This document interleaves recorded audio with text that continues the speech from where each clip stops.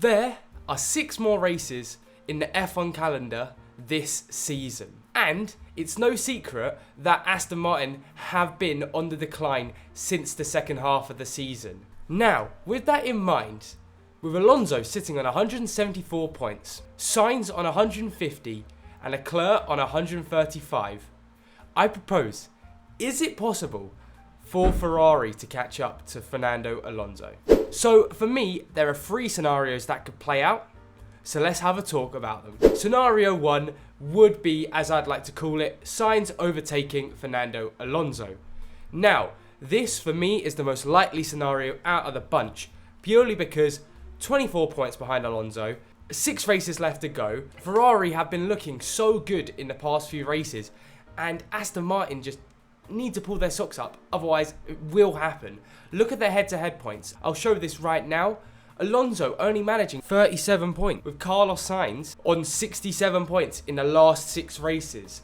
And if the last 6 races are anything like the next 6 races, the stats are saying that Sainz will overtake Alonso. And with a bulk of Fernando Alonso's points coming from that Zandvoort chaos, he needs to be careful, because Sainz is going to be really close. Even if Sainz only scored around 40-50 points for the next 6 races, he would be able to catch up to Alonso. And if Alonso can't get that odd race that will get him that podium or get him that 4th or 5th, he's going to really struggle. For me, I think it's very plausible that Alonso will be caught up by Sainz. And out of the 3, the most plausible scenario out there. So, let's have a look at scenario 2.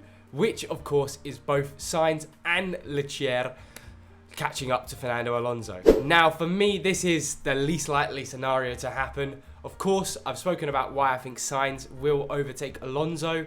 Leclerc, it's a little bit more difficult because he's got a 59-point gap, and I'll show the head-to-heads against the last 6 races for Alonso and Leclerc. And as you can see, since Hungary, there's 61 points to 37 points in favour of Leclerc, but he would need more points than that. And basically, Alonso would have to score 0 points for the next 6 races, I think, if Leclerc was to overtake him. Unless Leclerc got some race wins, but I don't think that's happening. We all know what Red Bull are like this season, so I doubt that is going to happen. So I think it's just too far. It's just out of reach for Leclerc. I believe he'll finish around 20-30 points behind Alonso. I don't think he'll get overtaken by Russell or Norris. I think the gap is too large there as well. I'd be very surprised if he did overtake Alonso. Very well done to him if he did. But yeah, I don't think Alonso won't be scoring any points or Leclerc will be winning races.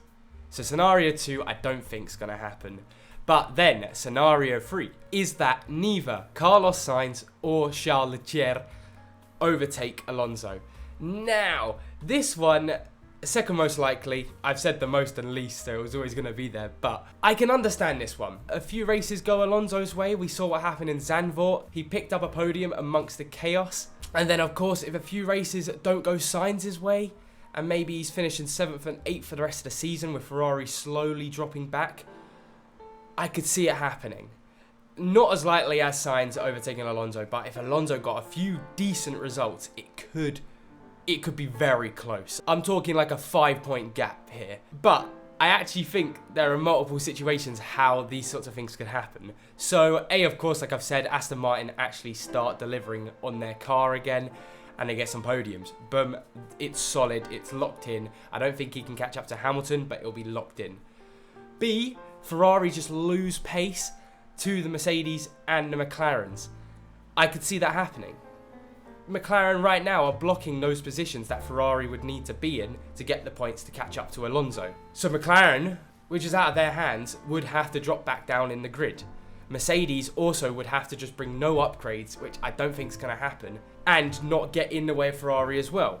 So it's actually funny how it can work both ways. Alonso might do this because of the Aston Martin and himself and his performances, or he might actually get saved by the McLarens and the Mercedes because Russell, Norris, Piastri, of course Hamilton's already overtaken him, so he won't be getting that one back. But Russell, Norris and Piastri aren't a threat to Alonso, so actually he'll probably be wanting the Mercedes and McLarens to do well right now. But yeah, what do you guys think in the comments? Which scenario do you think could happen? Do you think there are any other scenarios that could happen that I haven't talked about in this video? And hey, I'll see you all later on this week. Have a nice week.